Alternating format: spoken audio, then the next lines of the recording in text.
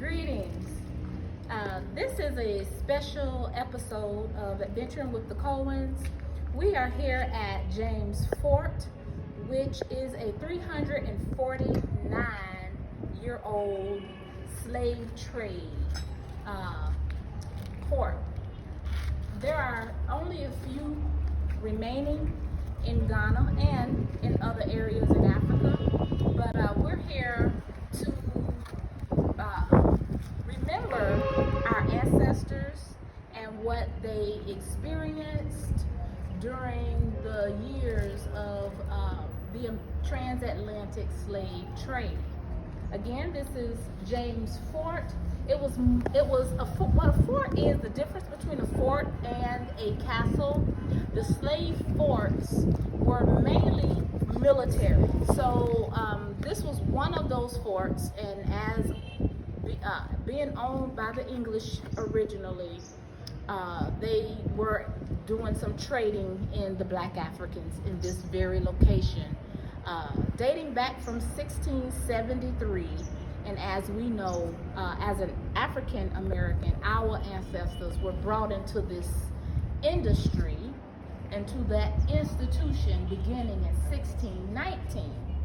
So this place is, we'll walk around and tour it a little bit, but keep in mind it is 349 years old, and we're gonna have some authentic conversations as we are experiencing this walk through history together. So shall we? Let us go.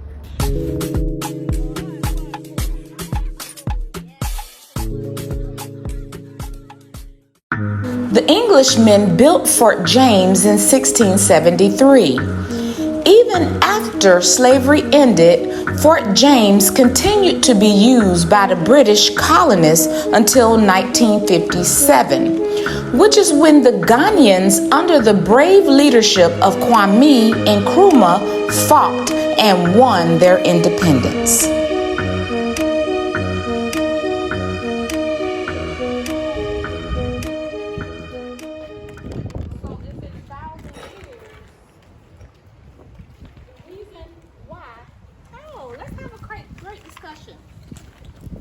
So, kiddos, come. Let's come around. Why do we learn history? Let's talk. Why do we learn history? We learn history Talk to me. Why do we learn history, King? we learn history so we can know about our past and about our stuff that happened in the past. Right. Why? That's not spot on. We learn history so that we can learn about and know about our past. But let me ask you this. Why is it important to preserve places like James Fort? Why is it important? This is an artifact, right? Yeah. But what is an artifact? An artifact is something that is very old and that for like this, for example, this, if you lean on it, it's possible it could break. That's what an artifact is. Something that was old and it's possible if you lean on it, it could break. So it's evidence. It's old evidence that something in the past existed. So this entire fort, James Fort, is evidence that the slave trade existed. This fort is evidence, and why it's important to preserve. And I'm very sad that it has not been well preserved. This is all we have to show. It's not been well kept. Absolutely. This is all we have to show evidence that the transatlantic slave trade existed from about 1418 to 1865. If in a 1,000 years this place is gone, then the white man can easily say, oh, that's those people's imagination. we're not responsible for the downward condition of their people. Look at them. That's their fault. They're the inferior human beings. They're the this, they're the that, they're the other. But if we preserve our historic buildings, then we can say absolutely we are not the cause of our own degeneration. Absolutely, it was about a 500-year deal that took place that is responsible for the current conditions of our people being scattered across the planet and even in the continent divided. You see, so the African community as a whole should pour in money to these places, because this is what holds the white man accountable in the future. When they're waiting for the earth's element, like the rain is about to fall, they're waiting for the winds to blow, they're waiting for this place to deteriorate. And when it does, give me a second. A clue? We found a clue, guys.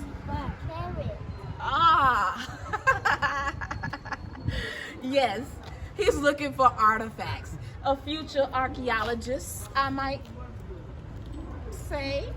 I found some. You found clues too? Okay, a future archaeologist, future historians. We're training up. But to my point, to allow this place, excuse me, let me wrap my point. Follow those lines. Sure, go ahead and follow the clues. I will allow them to go and explore as I wrap up our introductory discussion. History is important to hold on to. It is important to learn about. It is important to preserve. Because if we don't know where we come from, we won't understand what we're going through, and we definitely won't have a direction for the future. We just found another clue. Let's go find some clues. This experience motivates the Cohen kids to stay intellectually engaged in the content they learned about in their homeschool lesson. Their imaginations are provoked to think about and consider what happened during the transatlantic slave trade.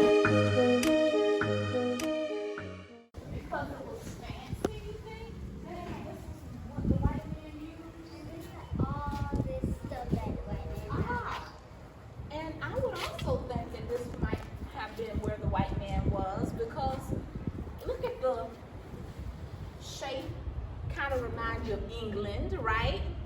This particular building is the office of the white man. Yes, the office. And so also, I would also pay attention to the doors. Look at the windows. They're not bars like they had for the slaves, right?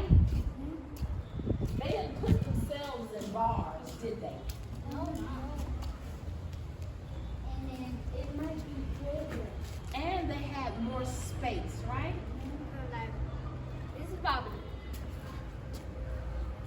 It's bigger than the place that we're staying in. All of those the wall. What we standing for, when we standing, all of that is the white man's. And the white man's land. They can see the slave. It's the white man's land. Okay. Oh, so they can look out the windows and keep an eye on The guard. their African, Guard. what they called it, the African, That's the guard. I wonder basically the money. The money brought you here.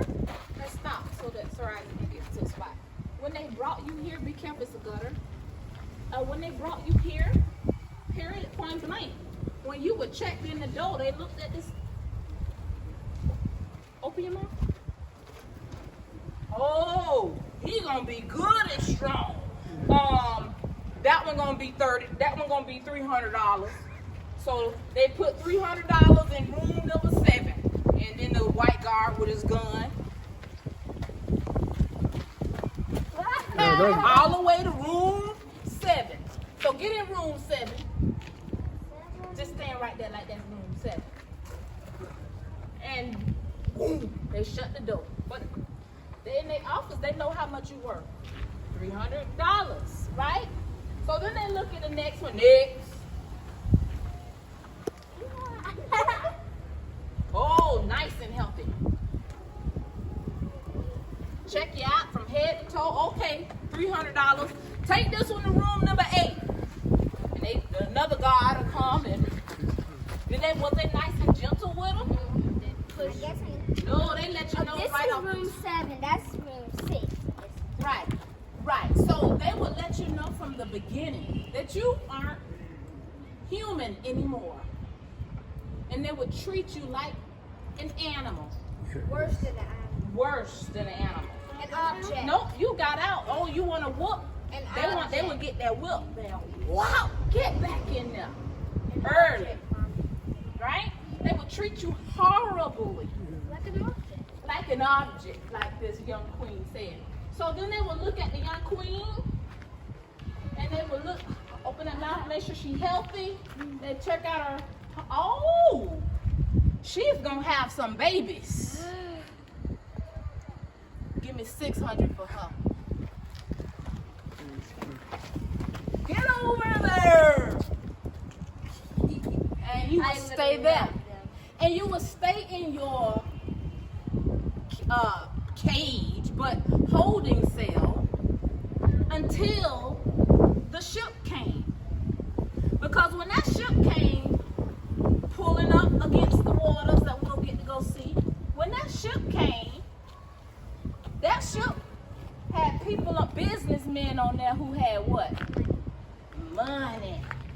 They didn't get on the ship if they didn't have no money. Huh?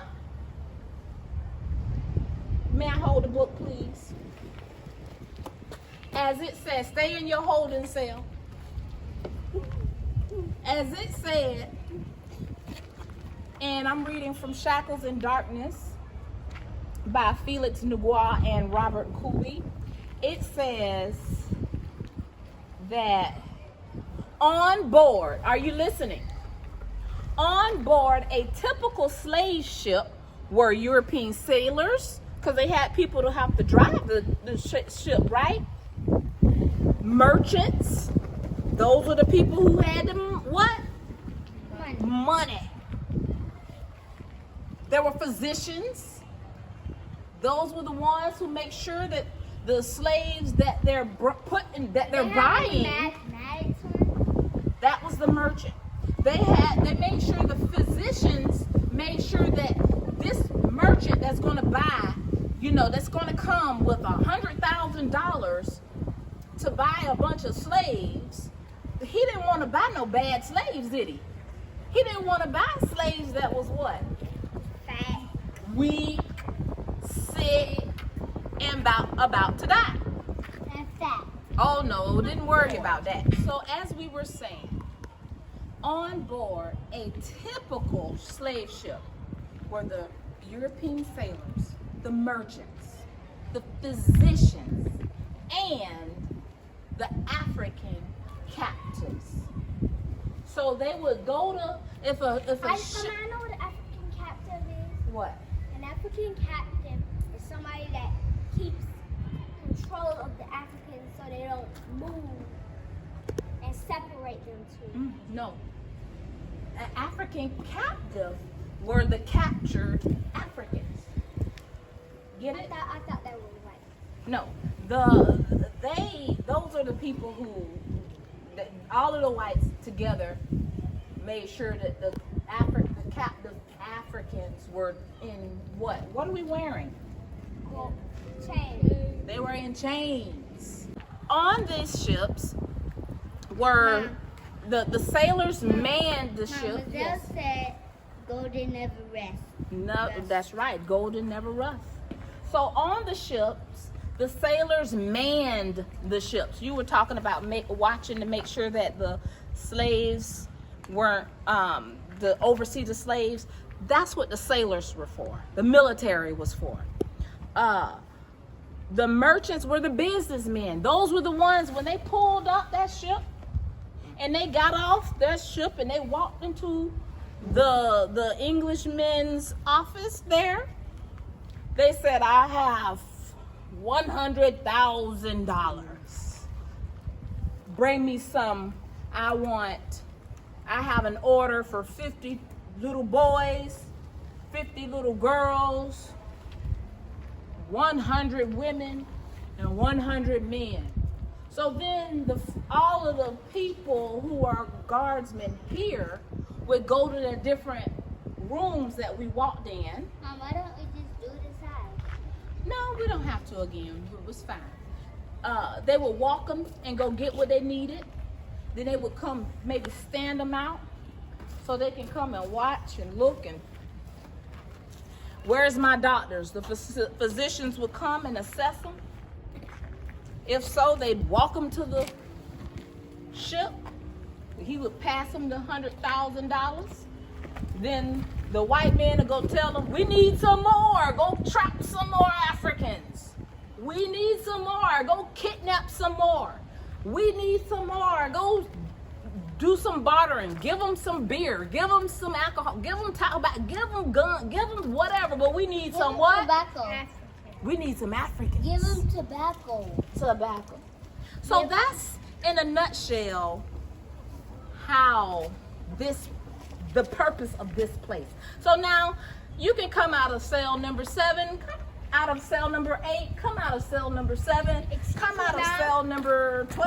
I know what that. Mommy, I know. And that adjourns our mini lesson and enactment of James Fort. Mama, wait. Sure. One more question. I know what they said. Give them drugs because that'll get them high and enough time for them to just throw them in there. Just grab them. It'll make them weak. And they won't even know what's happening. Yeah. And then they'll just take them. Forced capture, And then some of them would kidnapping, and raiding. So they would Mom. look. Yes. Some of them, when they're upstairs, some of them would just drag them. Drag them down. And then if they're just not coming, they will whoop them. Oh, that's exactly They what would they would drag do. them up. Yep. So they would thieve some were stolen, some were captured by deceit, some were raiding took place. So meaning they would go into a village when they would know all the men are out hunting or all the men are out at a war, tribal war with some other tribe, right? Remember the story behind the Awe, not the Awe, but what at y'all school, it was the God people in Ashanti, that story? I think so. That was a drama that they heard. They start from central region. That's Cape No, it Coast, was the guy and the Criminal, Englishman. those places. Okay, so, but for example, they would look at all of the men who were away. Later they go around for they went to all the regions. If you are strong, they grab you. Yes, and then when they saw that the women, like the men were out, they would go in and raid the village of women and children. Yeah, it's true. You know? It's true. So then they got their 100 women. They got their 50 children, boys. Yeah, it's true. Small 50 girls, small girls, 50. So it was different methods to get more Africans, right, King? Right? Was it only one method? No. It was 1,000. It was Let's various count how methods. much there was there. 1, 2, 3, 4. one method, then the Let's- Africans Mom, Excuse me. Listen to this. Listen to this. Say that again. if they do the same method, then the Africans will figure out a way to avoid that method. That's right. Absolutely. So the white man had to be very, very cunning to use different approaches so that the Africans could not figure out how to survive, how to resist, how to flee, and stay what? Free. All right? We'll be back. wait, Mom, I have to tell you something. before we pause the video, we should count how much slaves was in. Oh, go ahead and count. Go ahead. 1, Scholars, historians, and scientists have our personal perspectives, which are based on our investigations and observations. The key is to remain objective. One way we do this is by using our 5 senses because they help us describe and explain the things we see, feel, hear, smell, and taste as we write research papers or books or lecture to our students and other professionals or develop scientific innovations. Now, let's walk into one of the slave trade holding cells at Fort James and make our observations.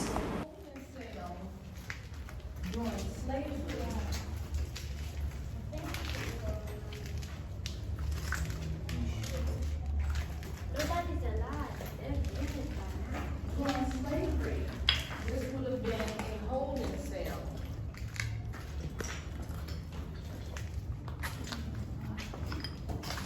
They would have had to just be held in here, much like they hold animals in a zoo, right? White men still own, not human, but animals that they still keep captive. And as we think about those animals in the zoo, are they in a big space? no, They're in small spaces, aren't they? This small buildings, this is where during the slave trade, that was where they kept the slaves. Yes. Yes, so as we know, they had a system. I think this is where the beds were. No, there's no beds, honey. The slaves would have to stand and wait to be moved from here. And what do you think that they would ship them to? United States, to the Middle Passage, the islands.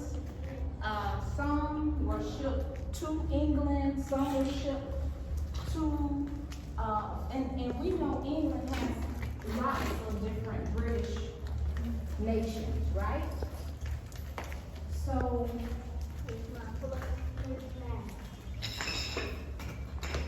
watch your steps. So this place was a place to trade in the Black Africans.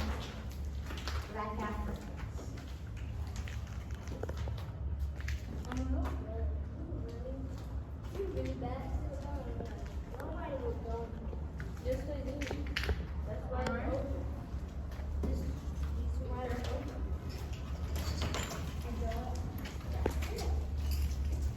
don't step in the Google shop.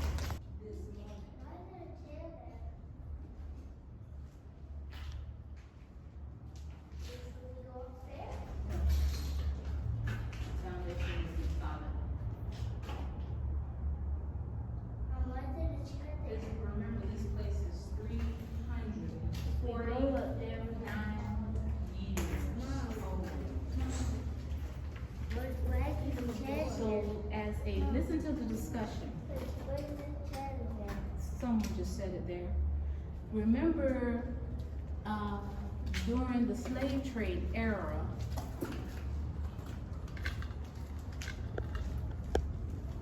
this place was all about money. They would go trap. Who remember the four ways we discussed that they got slaves? Some. No, not how did they move them, but they what? They shackled them up, separated them. Mm-hmm. But it was 2 ways. No. They keep them and they flied over them and then stole them from the Ghanaians. Yes, he remembered from our lesson on Not with the Wednesday, fly bug. some were captured, some were kidnapped, some were bartered, some were deceived. But regardless of, As the wise saying goes, there is nothing new under the sun. If these walls could talk, what do you think they might say? It is a lot of suffrage in this place. For 540 years, Africans suffered inhumane treatment that left our people in trauma that we have not overcome. Notice how the prison compounds are built today. They are designed as the slave forts and dungeons of yesterday. Consider the statistics on which racial group of people make up the overwhelmingly majority of prisoners in the United States. Is it surprising that the institution of slavery was reformed to the penal institution and still profits from the descendants of the enslaved Africans?